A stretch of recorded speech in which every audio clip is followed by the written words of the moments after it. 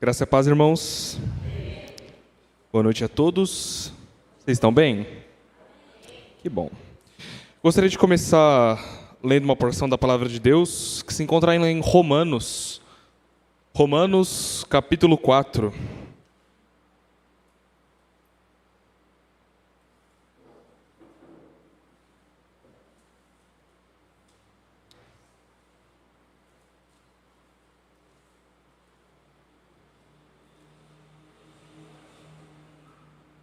Romanos, capítulo 4, e vou ler do versículo 1 até o 5. Amém? Todos acharam? Assim diz a palavra de Deus. Portanto, que diremos do nosso antepassado Abraão? Se de fato Abraão foi justificado pelas obras, ele tem do que se gloriar, mas não diante de Deus. Que diz a Escritura? Abraão creu em Deus, e isso lhe foi creditado com justiça. Ora, o salário do homem que trabalha não é considerado como favor, mas como dívida. Todavia, aquele que não trabalha, mas confia em Deus, que justifica o ímpio, sua fé lhe é acreditada com justiça. Essa temática apareceu enquanto eu estava lendo a Bíblia, estava lendo tanto as cartas paulinas quanto os textos de Tiago, e surgiu uma reflexão que virou até uma conversa com o pastor sobre essa questão da relação entre as obras e a fé. De como Paulo ele ressalta esse ponto da salvação, que diz que a fé justifica. Nós somos justificados pela fé e salvos pelo sangue que foi derramado na cruz. Então, por que acaba tendo essa impressão de que existe essa dicotomia, essa rivalidade entre fé e obras? A palavra de Deus, nós sabemos que ela é infalível. Ela não tem erros, nós sabemos que a Bíblia não se contradiz em ponto algum e que ela carece desses erros. Então, esse foi um ponto que acabou me trazendo muita reflexão, acabou trazendo até algumas dificuldades. E foi uma coisa que eu acabei conversando bastante com o pastor, e algumas coisas que ele disse me mostraram que era para realmente falar disso. É uma coisa que eu fui entender recentemente, foi uma coisa que foi ministrada no meu coração muito recentemente, por isso que eu até fiquei um pouco inseguro de trazer isso, mas foi o que Deus mandou trazer, então é isso que eu trouxe. Porque, enfim, se ministrou meu coração, se edificou meu coração, eu espero que também edifique o coração dos irmãos. Não é incomum que nós tentemos nos medir a nossa crentitude, medir o nosso grau de salvação com base na quantidade de vezes que nós vamos para a igreja, ou com base no quanto nós servimos, ou no quanto nós fazemos dentro da igreja. Quando você é o cantor, nossa, eu cantei todos os domingos desse mês, nossa, como eu sou crente. Ah, nossa, eu prego o evangelho, nossa, eu falei muito bem ontem, nossa, como eu sou salvo. Mas será que é mesmo essa quantidade que Deus espera de nós? É isso que Deus vê como parâmetro? É isso que Deus nos dá como parâmetro? É isso que nós demonstramos como parâmetros? Será que Deus deseja cantores ou adoradores? Será que Deus deseja pessoas de boa dicção ou pregadores do evangelho? Será que Deus deseja pessoas que são carismáticas na recepção ou irmãos que são amorosos na recepção e que pregam o evangelho desde que a pessoa coloca os pés dentro da igreja? O que Deus espera de nós? As obras, durante muito tempo na história da igreja, foram vistas como chaves para o céu. Eram as obras que me salvavam. Inclusive, chegou um ponto que você podia até mesmo comprar as obras para ser salvo. Quase como um pré-pago, né? Eu sei que eu vou pecar amanhã, já vou comprar minha indulgência aqui, que eu já fico salvo do fim de semana. Mas as obras, elas não são a base da salvação, elas não são um sinal de salvação, elas são resultado da salvação. Quando você é salvo, você apresenta obras, mas você não é salvo se você não é justificado pela fé. E é nisso que eu vou me aprofundar um pouquinho nessa palavra. A carta de Paulo, ela não aponta para uma inutilização das obras, porque isso apontaria uma contradição, lá que apresenta em Tiago, capítulo 2, versículo 17. Assim também a fé, por si só, se não acompanhada de obras, está morta. Temos uma relação de causa e efeito, uma interdependência que torna toda essa discussão muito mais difícil. E quando tudo começa a ficar difícil, voltemos à verdade. E com verdade eu quero dizer as Escrituras. Em Romanos 2, Paulo nos chama para olhar para o caso de Abraão, assim como em Romanos 4. Mas antes de vermos como a fé foi abordada nos textos de Abraão, vamos ver como a fé foi abordada para Abrão. Lá em Gênesis 15, convido os irmãos a abrirem também a palavra de Deus lá em Gênesis 15.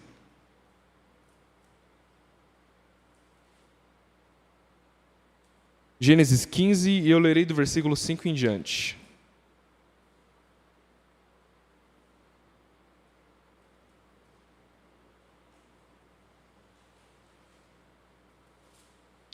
Amém?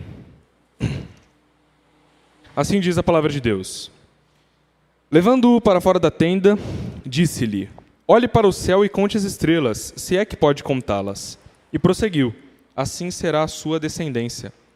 Abrão creu no Senhor, e isso lhe foi creditado com justiça. Ora, como Paulo disse, Abraão creu antes dele gerar as obras de Deus. Abraão creu quando Deus só falou: sua descendência será populosa tão quanto as estrelas que estão no céu. Você sequer será capaz de contá-las, e através da sua descendência farei boas coisas nessa terra. Abraão não viu a obra sendo feita. Abraão não viu a concretização disso aqui na terra enquanto ele era vivo. Mas Abraão teve fé. Antes das obras de Abraão, seja as cumpridas pelo Abraão, seja as cumpridas pela própria descendência de Abraão, como Deus prometeu, Abraão teve fé. Voltamos agora para a história de pai e filho mais famosa da Bíblia, em Gênesis 22, quando Deus chama Abraão a sacrificar Isaque. E aqui também tem um ensinamento muito bonito sobre a fé. Em Gênesis 22, do versículo 1 em diante. Amém? Gênesis 22, 1 em diante. Passado algum tempo, Deus pôs Abraão à prova, dizendo-lhe: Abraão. E ele respondeu: eis-me aqui. Então disse Deus: tome seu filho, seu único filho, Isaque, a quem você ama, e vá para a região de Moriá. Sacrifique-o ali como holocausto, num dos montes que lhe indicarei. Na manhã seguinte, Abraão levantou-se e preparou seu jumento. Levou consigo 2 dos seus servos e Isaque, seu filho. Depois de cortar a lenha para o holocausto, partiu em direção ao lugar que Deus lhe havia indicado. No 3º dia de viagem, Abraão olhou e viu o lugar de longe. Disse ele a seus servos: fiquem aqui com o jumento, enquanto eu e o rapaz vamos até lá. Depois de adorarmos, voltaremos. Quero pausar aqui. Percebam a ausência de hesitação quando Deus falou: pega teu único filho e leva para lá. Isso é uma obra? Deus aqui estava testando a capacidade de Abraão de pegar com o seu próprio braço seu filho e levar para o monte? Não. Ele estava testando a fé de Abraão. Não a fé necessariamente de que Abraão sabia. Não, eu tenho fé de que quando eu chegar lá, Deus vai me dar um cordeiro e eu não vou ter que sacrificar o meu filho e eu vou voltar com o meu filho para casa. Não. Ele teve fé em quem mandou. Ele não tinha fé naquilo que o processo poderia levar, no que o ato poderia levar, mas ele tinha fé em quem mandou ele realizar o ato. E é por isso que Abraão foi acreditado com justiça, porque ele tinha fé. Mesmo quando ele não entendia, mesmo quando ele não sabia o resultado, ele sabia: se é Deus que falou, eu vou fazer. Se é Deus que mandou, eu o farei. Não porque eu sei o que vai acontecer, mas porque eu sei quem mandou. Continuando a leitura. Abraão pegou a lenha para o holocausto e a colocou nos ombros do seu filho Isaque. E ele mesmo levou as brasas para o fogo e a faca. E caminhando os dois juntos, Isaque disse a seu pai Abraão: meu pai. Sim, meu filho, respondeu Abraão. Isaque perguntou: as brasas e as lenhas estão aqui, mas onde está o cordeiro para o holocausto? Respondeu Abraão: Deus mesmo há de prover o cordeiro para o holocausto, meu filho. E os dois continuaram a caminhar juntos. Quando chegaram ao lugar que Deus lhe havia indicado, Abraão construiu um altar, e sobre ele armou a lenha. Amarrou seu filho Isaque e o colocou sobre o altar, em cima da lenha. Então estendeu a mão e pegou a faca para sacrificar o próprio filho. Mas o anjo do Senhor o chamou do céu, dizendo: Abraão, Abraão. Eis-me aqui, respondeu ele. Não toque no rapaz, não lhe faça nada. Agora sei que você teme a Deus, porque não me negou seu filho, o seu único filho. Aqui, outrora, em Gênesis 15, ele foi acreditado com justiça pela própria fé. E aqui em Gênesis 22, ele foi acreditado pelo resultado da fé, que foi a confiança. Não foram as obras de Abraão aqui em Gênesis 22 que o salvaram, mas foi a fé, que ele mesmo fala, lá no versículo... Cadê? No versículo 8, Deus mesmo há de prover o cordeiro para o holocausto. Ele sabia que ele talvez estava levando o próprio filho para sacrifício, mas ele sabia que aquele ato de fé não era por meio dele, era por meio de quem o enviou, de quem mandou ele fazer. Por isso que ele foi com fé. Por isso que ele não duvidou. Não foi pelo braço de Abraão, não foi pelas obras de Abraão, mas pela fé de Abraão que o anjo disse: vejo agora que você teme a Deus, porque você estava disposto a entregar seu único filho. E ele mesmo talvez não entendia o porquê que ele estava fazendo aquilo, mas ele ainda assim acreditou. A fé é o primeiro passo para começarmos a viver uma caminhada sincera com Cristo. Ora, a gente não estava na época de Lucas, não estávamos na época de Pedro, não estávamos na época dos apóstolos que viram Jesus Cristo ser crucificado e ressuscitado. Mas nós cremos nas Escrituras. Nós temos fé nas Escrituras que são revelação de Deus, que são reveladas, que são inspiradas e que dizem a verdade. E é nela que nós acreditamos, é nela que nós temos a fé. A fé naquilo que nós não vemos, a fé naquilo que nós não vivenciamos no passado, mas temos certeza. Jesus morreu na cruz pelos meus pecados, Jesus morreu para me salvar, e se não fosse pelo sacrifício de Jesus naquela cruz, eu nada poderia fazer pela minha salvação. Eu não posso me salvar pela minha própria mão. Não são as minhas obras que me redimem, mas as obras que mostram que eu sou redimido. Nem mesmo a fé é obra minha. Eu mesmo não poderia ter fé se eu não soubesse que foi Jesus Cristo que morreu na cruz do Calvário por mim. Se não fosse Jesus morto naquela cruz, minha fé de nada valeria. Eu creria em quê? Foi Ele que me salvou. Eu creio no sangue que foi derramado, eu creio no Cordeiro que foi entregue, no santo que foi morto pelos impuros. E que aqui não é o nosso lugar. É a fé que nos permite enxergar isso. Essa fé que age em nós quando a graça é derramada sobre nós.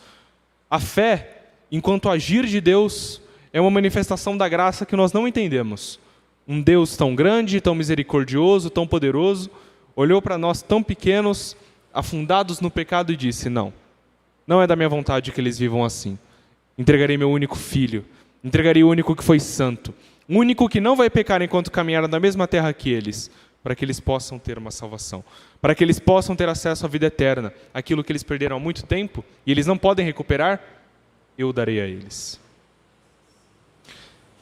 Mas e qual é a relação entre a fé e as obras? Devemos, enquanto cristãos, crer fielmente que a Bíblia, enquanto revelada e inspirada por Deus, é infalível e que ela carece de erros. Então por que às vezes a gente sente essa rivalidade? Enquanto uns falam, somos salvos pela fé e justificados pela mesma, mas a fé sem obras é morta. Isso apresenta uma contradição? Muito pelo contrário, isso apresenta uma adição. Nós primeiro precisamos ser salvos, e já o somos, pelo sangue de Cristo Jesus naquela cruz. Mas nós precisamos ser justificados pela nossa fé. A fé, ela não é um agir nosso. Nós não podemos simplesmente levantar um dia e falar: não, eu tenho fé. Não, a fé vai ser um agir de Deus em nós. A fé vai ser a graça que vai superabundar sobre nós, vencendo o nosso pecado e nos mostrando que nós devemos crer num sacrifício na cruz que foi feito, de uma morte humilhante, de alguém que não merecia, mas que ainda assim se entregou. Lá em Romanos 4, lá no finalzinho, um trecho que eu não li no começo, que é bem o finalzinho do versículo 23 em diante. Paulo diz assim em Romanos 4, 23. As palavras lhe foi creditado não foram escritas apenas por ele, mas também para nós, a quem Deus acreditará a justiça, a nós, que cremos naquele que ressuscitou dos mortos, a Jesus, nosso Senhor. Ele foi entregue à morte por nossos pecados e ressuscitado para nossa justificação. Todo aquele que foi salvo por Cristo Jesus na cruz do Calvário gerará frutos. Eu tenho fé. Eu acredito que Deus morreu por mim naquela cruz. Eu acredito que Jesus foi entregue. Eu acredito que o único que foi justo que caminhou nessa terra foi entregue naquela cruz pelos meus pecados. Com isso, eu gerarei frutos. Porque a graça que ela superabunda, ela transborda. Deus não quer que eu pegue a graça que Ele me deu, me foi concedida como um presente merecido, e eu esconda esses dons. Ele não quer que eu faça isso. Ele não quer que eu esconda as boas novas. Ele não quer que eu receba a graça e não, agora eu estou salvo, então tá bom então. Vou lá milhar, ficar no meio da floresta e eu estou salvo e o resto pouco importa. Todos nós temos uma missão aqui nessa terra, que é pregar o Evangelho. Talvez a sua missão não seja ir para outros países, talvez a sua missão não seja ser um grande pregador, talvez a sua missão não seja ser um cantor famoso que venha pregar o Evangelho para todos. Mas é a sua missão, a sua obrigação, a sua responsabilidade levar o Evangelho para outras pessoas. Como Felipe e a gente bem pegou esse domingo. Todos nós temos essa responsabilidade de pregarmos o Evangelho onde quer que nós vamos. Talvez você venha mostrar Jesus Cristo de uma forma diferente para as outras pessoas do que um pregador ou de um missionário, mas você tem que levar as boas obras para as outras pessoas. Você tem que apresentar as boas novas para os outros. Quando eu sou salvo, quando eu sou remido, quando a fé começa a agir em mim através de Deus, eu tenho que gerar boas obras. E isso é apresentado por Cristo lá em Mateus 7, do versículo 18 em diante. A árvore boa não pode dar frutos ruins, nem a árvore ruim pode dar frutos bons. Toda árvore que não produz bons frutos é cortada e lançada ao fogo. Assim, pelos seus frutos vocês os reconhecerão. Nem todo aquele que me diz Senhor, Senhor, entrará no reino dos céus, mas apenas aquele que faz a vontade do meu Pai que está nos céus. A vontade de Deus não é que você seja salvo sozinho. A vontade de Deus não é que você seja salvo pela sua própria fé. Porque, como eu disse, a fé ela não é nem um ato nosso. A fé ela não é um mérito nosso. Quando eu fui pesquisar sobre esse assunto de fé e obras, eu acabei caindo num vídeo do Hernanes Dias Lopes, que ele fala que a fé é como o braço de um mendigo estendido a um rei que dá dinheiro para ele. Quando o rei é o próprio Deus. O que ele nos oferece é a graça, é a salvação. E o braço estendido é a fé. Às vezes, eu só vou estender o braço quando a graça me for oferecida, quando a graça me é dada. E a graça nos foi dada na cruz do Calvário.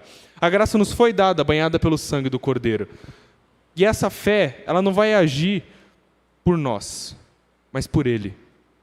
É Ele que faz essa fé agir em nós. É Ele que nos faz crer dia após dia, que Ele está por vir. Que Ele está nos guardando, que Ele está nos cuidando de nós, nos provendo, tudo aquilo que Ele quer prover para nós. Isso é fé. E essa fé não existe sem o autor da fé, sem o autor da vida, sem aquele que nos deu a graça, sem aquele que nos deu o sangue na cruz para nos salvar. Nós não éramos merecedores daquilo. Não éramos. Não éramos. Se nós fôssemos receber aquilo que merecíamos, nem estaríamos aqui. Não estaríamos podendo viver com essa paz que nos é dada. Essa paz que excede todo o entendimento, ela excede todo o entendimento porque ela excede a lógica. É antilógico um Deus, vendo que o mundo está corrompido, está sendo contrário a Ele, sendo na contramão dos desejos dEle, olhar para a gente e falar, não, eu vou entregar meu filho por vocês, porque eu amo vocês. Por amor Ele nos salvou, por amor Ele nos justificou, por amor Ele nos enviou. Somos enviados por amor. As obras não são nossas. As obras são manifestações da graça, através de nós, em que somos privilegiados de sermos vasos e espelhos, por onde a graça passa e as obras fluem. A fé também é um dom de Deus. É Deus que nos ensina a ter fé. É Deus que nos dá essa fé, de dia após dia, crer que nós vivemos por algo que é muito maior do que nós. Nós não erguemos uma bandeira com o nosso rosto, nós não erguemos uma bandeira com o nome de igreja, nós erguemos a bandeira de Cristo, que não é sobre nós, um tesouro que é guardado em vasos frágeis que nós somos, e que ainda assim temos o privilégio de servir esse Rei, um Rei bondoso, misericordioso e que se importa conosco. Voltemos novamente às cartas paulinas, aos Efésios, no capítulo 2, do versículo 8 ao 10. Pois vocês são salvos pela graça, por meio da fé. E isto não vem de vocês, é dom de Deus. Não por obras, para que ninguém se glorie, porque somos criação de Deus realizada em Cristo Jesus, para fazermos boas obras, as quais Deus preparou antes, para nós as praticarmos. Não somos salvos por nós mesmos. Não somos salvos pela nossa própria fé, uma fé egoísta, uma fé, não, eu acredito que tudo é feito para mim. Não, eu acredito que isso foi feito por mim. Não, eu acredito que é isso que Deus quer para mim. Mas nós não acreditamos realmente na voz que fala conosco. Nós não acreditamos nas Escrituras. Devemos voltar-nos para uma fé soberana, uma fé sobrenatural, uma fé naquilo que não sabemos. Uma fé que seja suficiente para amarrarmos o nosso bem mais precioso, colocarmos no altar e sangrá-lo até a morte. Porque nós sabemos que a fé não vem de nós. A fé não parte de nós. A fé é obra em nós, através do Espírito, através da graça, através de Deus, que nos faz viver uma caminhada de fé. Somos salvos não porque cremos, não porque fazemos, não porque somos, mas porque Ele nos amou. Foi Ele que escolheu nos poupar do inferno e da condenação eterna e de todo sofrimento, mesmo sendo que nós merecíamos. E tudo isso é um agir da fé. É a obra primordial de Deus em nós, a fé. É o primeiro passo em que Ele começa a trabalhar em nós, é começar a gerar essa fé. Essa fé é suficiente para entregar as nossas coisas, essa fé é suficiente para fazer as coisas sem ver o próximo passo, sem saber o que vai acontecer ou sem o porquê. Esse é o primeiro passo. Esse é o início, essa é a causa. E qual é o efeito? São as obras. Meu próximo ponto são as obras como resultado. As obras não são reflexo de talento ou de algo bom que eu tenha, mas sim são manifestações corpóreas, manifestações palpáveis, manifestações que são visíveis da graça de Deus em mim. A obra não é minha, a obra não tem minha autoria, não tem minha assinatura. Eu não posso esperar que quando eu for para a glória, Jesus vai vir com uma medalha de honra ao mérito e colocar no meu peito e falar, olha, você entregou marmita para tantas pessoas, você é, caramba, parabéns, toma essa medalhinha, você vai ter um lugar especial aqui. Não, porque nós somos corpo, enquanto corpo nós devemos cumprir com aquilo que nos foi dado, de ir para todo mundo, de fazer novos discípulos, de ajudar os órfãos, de ajudar as viúvas, de cuidar das pessoas aqui na terra. Isso daqui, quando eu faço, eu não estou fazendo mais do que a minha obrigação. Quando eu ajudo os necessitados, é mais do que a minha obrigação. Quando eu prego o evangelho, não é mais do que a minha obrigação. Quando eu ajudo aqueles que precisam, não é mais do que a minha obrigação. É aquilo que me foi dado, é mandamento, é ordem. Eu não estou fazendo além, eu não estou fazendo trabalho extra. As obras, elas são o agir de Deus através de nós. Elas são Deus aqui na terra.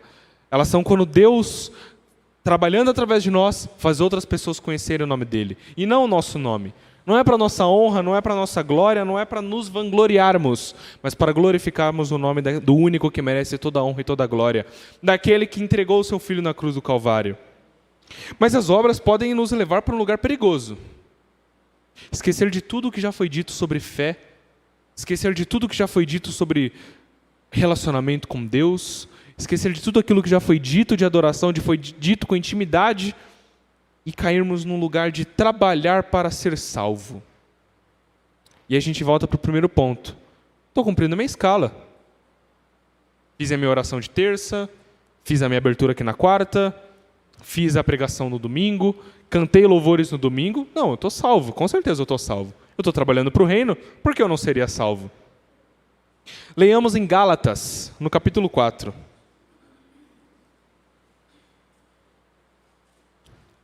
Do versículo 4 em diante. Mas, quando chegou a plenitude do tempo, Deus enviou o seu Filho, nascido de mulher, nascido debaixo da lei, a fim de redimir os que estavam sob a lei, para que recebêssemos a adoção de filhos. E porque vocês são filhos, Deus enviou o Espírito de seu Filho ao coração de vocês, e ele clama, Abba, Pai. Assim você já não é mais escravo, mas filho. E por ser filho, Deus também o tornou herdeiro. Deus não precisa de um exército de servos robóticos. Deus não precisa de um corpo de pessoas que vêm para a igreja só para, seja para tocar, seja para ficar sentado no banco, seja só para ficar na mesa, seja para fazer transmissão. Deus não quer nada disso. Porque se ele quisesse isso, eu garanto para você, ele arrumaria gente melhor. Ele poderia fazer coisas melhores, mas ele depende da gente. Ele quer a gente, ele não depende da gente. Nós dependemos dele. E é isso que torna o agir com Deus muito melhor. Porque é por ele não precisar da gente, mas fazer questão da gente, que essas obras tornam tudo muito melhor. Isso é demonstração do amor de Deus conosco. Eu poderia descer à terra, mandar os meus anjos aí, e eles fazerem todo o trabalho por mim. Mas eu quero vocês. Vocês são meus filhos. Eu chamei vocês para serem servos, eu chamei vocês para serem filhos, eu adotei vocês. Eu não quero que vocês ajam de forma idiota, de forma tola, venham aqui cegamente e trabalhem e se esqueçam de adorar. Se esqueçam de orar, se esqueçam de ter uma intimidade. Deus, sem a gente, continua sendo Deus. Nós, sem Ele, não somos nada. E é por isso que trabalhar com Deus é muito mais do que o trabalho corriqueiro. Trabalho que você vai lá, bate carteira e vai embora. Você faz sua função e vai embora. Porque aqui, quando nós fazemos a nossa função, nós primeiro devemos demonstrar adoração. Devemos ter intimidade. Devemos ter momentos com Deus. Devemos conhecer aquele a quem servimos. Porque não somos escravos, não somos servos. Somos filhos. Vamos para o Evangelho de Lucas, no capítulo 10.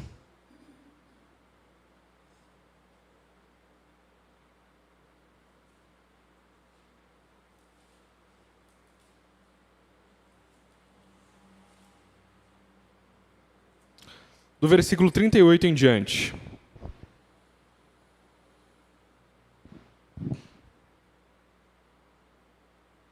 Caminhando Jesus e os seus discípulos chegaram a um povoado, onde certa mulher chamada Marta o recebeu em sua casa. Maria, sua irmã, ficou sentada aos pés do Senhor, ouvindo a sua palavra. Marta, porém, estava ocupada com o serviço. E aproximando-se dele, perguntou: Senhor, não te importas que minha irmã tenha me deixado sozinha com o serviço? Dize-lhe que me ajude. Respondeu o Senhor: Marta, Marta, você está preocupada e inquieta com muitas coisas. Todavia, apenas uma é necessária. Maria escolheu a boa parte, e esta não lhe será tirada. Nós queremos trabalhar e culpar o outro que não trabalha? Ou queremos, com o irmão, adorarmos o nome do Rei da Glória, adorarmos o nome daquele que veio para nos salvar? Queremos ouvir a boa parte ou queremos nos distrair com as pequenas partes? Queremos nos distrair com as nossas funções e esquecer daquilo que é verdade?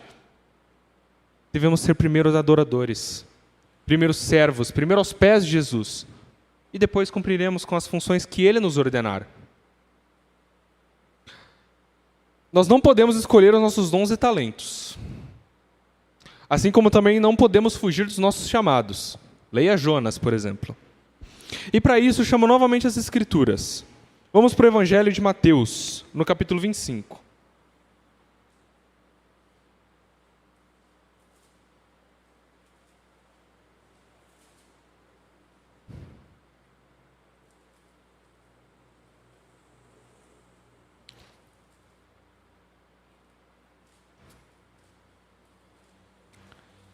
Do versículo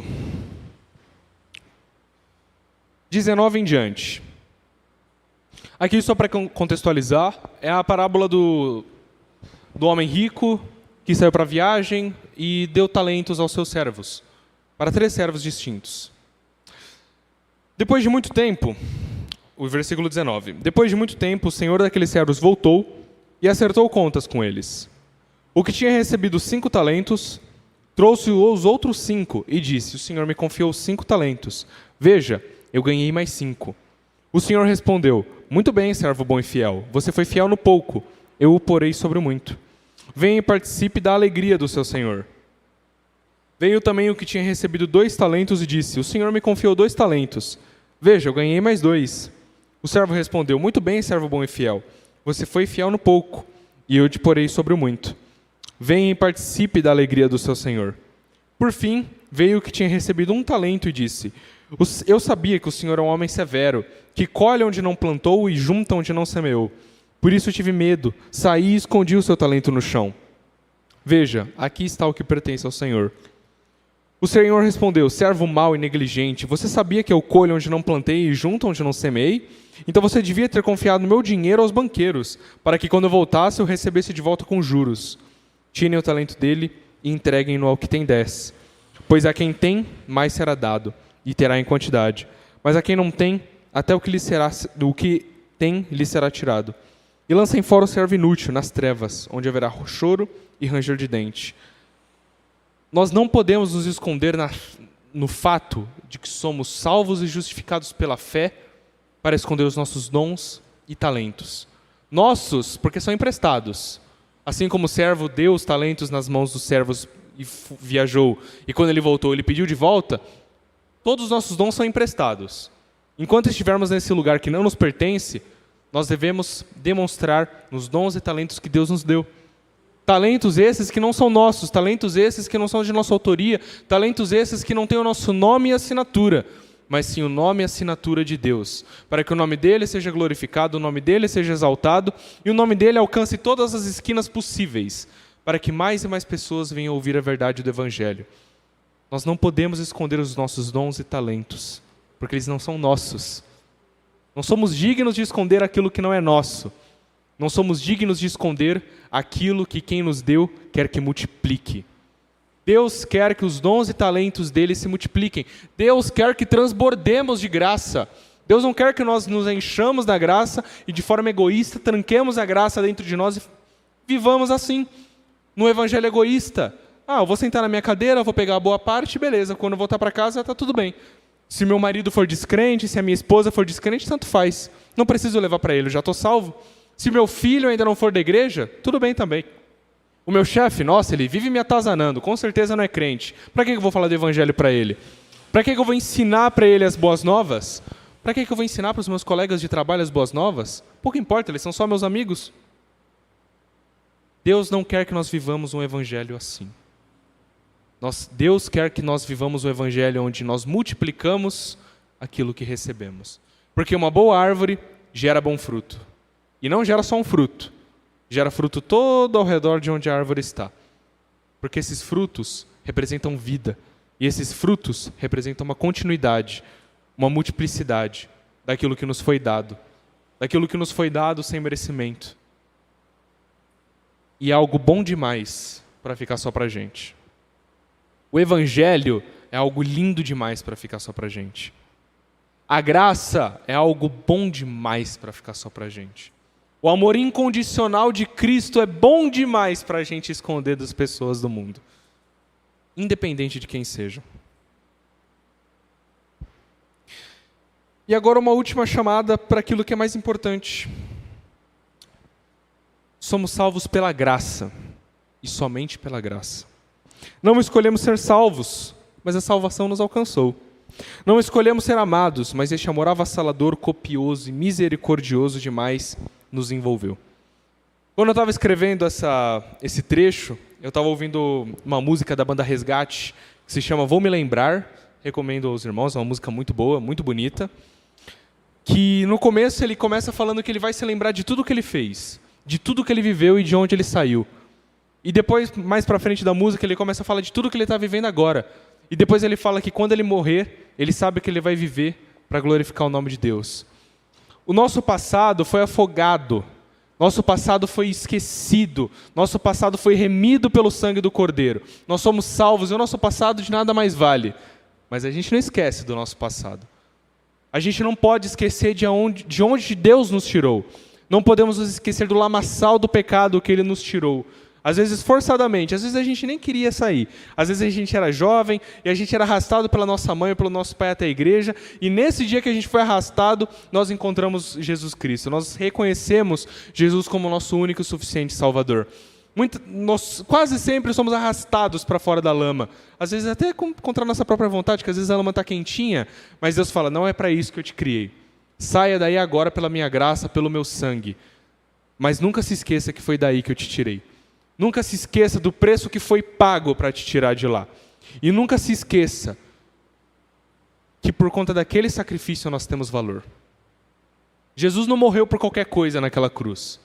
Nós não somos criaturas, somos feituras. Somos feitos, somos planejados, somos pensados por Deus. Desde o ventre de todas as nossas mães aqui presentes, Deus já conhecia cada um de nós. Deus já sabia os planos que Ele tinha para cada um de nós. Nós não podemos nos esquecer que a graça foi graça para nós, mas para Cristo foi um preço muito pago, um preço caro, um preço doloroso, um preço custoso, que antes de ser levado à cruz do Calvário, Ele pediu para ser afastado dele daquele cálice, mas Ele entendeu que era a vontade do Pai que aquilo fosse feito. E quando o sangue dele estava escorrendo naquele Calvário, naquele madeiro, naquela cruz, Ele disse, está consumado. Foi pago um alto preço para que esse grito de está consumado passasse por todas as gerações de homens e mulheres da fé e chegasse em nós. E que nós fôssemos salvos, nós fôssemos crentes, nós soubéssemos de que foi Cristo que morreu naquela cruz por nós. Soubéssemos que fomos salvos sem merecermos, que vivemos uma vida que nos foi dada sem que nós merecêssemos. Não somos salvos por escolha, somos salvos por graça. E essa graça é inabalável. Essa graça é irrecusável. Uma vez que você conhece essa graça, não tem para onde você fugir. Essa graça é irresistível. Esse amor é incondicional. Voltemos agora para as cartas paulinas, em Romanos 6. Do versículo 1 até o versículo 7.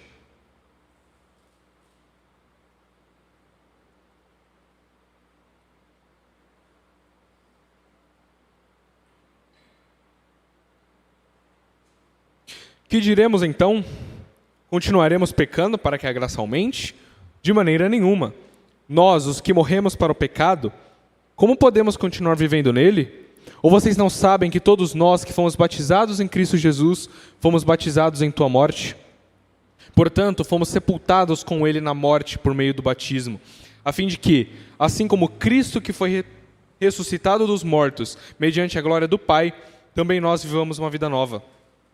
Se dessa forma fomos unidos a ele na semelhança da sua morte, certamente o seremos também na semelhança da sua ressurreição. Pois sabemos que o nosso velho homem foi crucificado com ele, para que o corpo do pecado seja destruído, e não mais sejamos escravos do pecado. Pois quem morreu foi justificado do pecado. Que nós morramos para nós mesmos, e não deixemos de ter fé no nome daquele que tudo pode. A Bíblia nos mostra um momento em que um romano surpreende Jesus com tamanha fé que ele não tinha visto em lugar nenhum da terra, como é contado em Mateus 8. Eu vou ler a partir do versículo 8.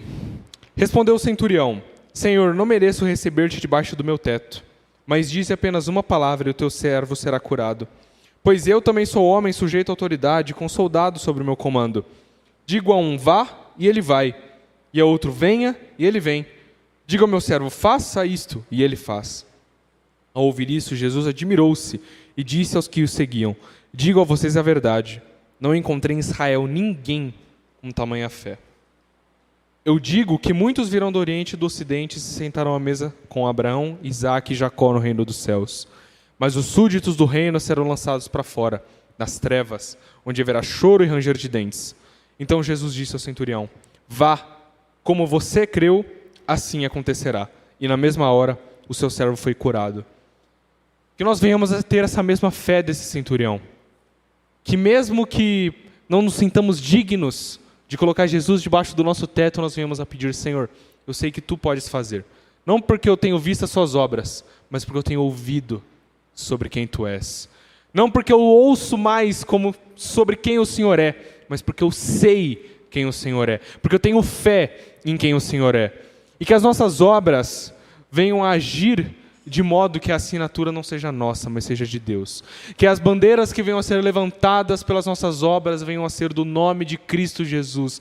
Bandeiras a cor carmesim, do sangue que foi derramado naquela cruz, e não pelos nossos nomes. Porque os nossos nomes nada podem fazer. Nossos nomes? Que nomes? Que nomes? Daqui uns 70 anos, quem vai ser Ângelo? Quem vai ser qualquer um aqui daqui uns 70, 80, 90, 100 anos? À exceção de alguns casos que venham a ser pessoas muito relevantes para a história, nossos nomes vão ser esquecidos em pouco tempo. Os nossos nomes vão ser esquecidos, mas o nome de Cristo, jamais. Porque aquele sangue que foi derramado na cruz do Calvário resplandece daquele dia até hoje. Porque 3 dias depois, aquele que havia sido perfurado, aquele que havia sido pregado no Calvário, já não estava mais morto. Ele foi ressuscitado para a honra e glória de Deus Pai, e que para nós conhecêssemos a salvação. Venhamos a ter também a coragem do servo inteligente, que recebe o dom, recebe o talento e pensa: ora, ele não confiaria isso na minha mão. Eu conheço o meu Senhor, eu sei quem Ele é, eu sei qual o caráter dele, porque eu também fui alcançado pelos resultados da obra dele. Eu sei que Ele não quer que isso fique só para mim. Vou multiplicá-la, independente do jeito que for. Cada um é chamado para agir do jeito que vai ser chamado. Eu não sei como os irmãos aqui foram chamados, talvez os irmãos saibam, mas independente de tudo, Deus sabe.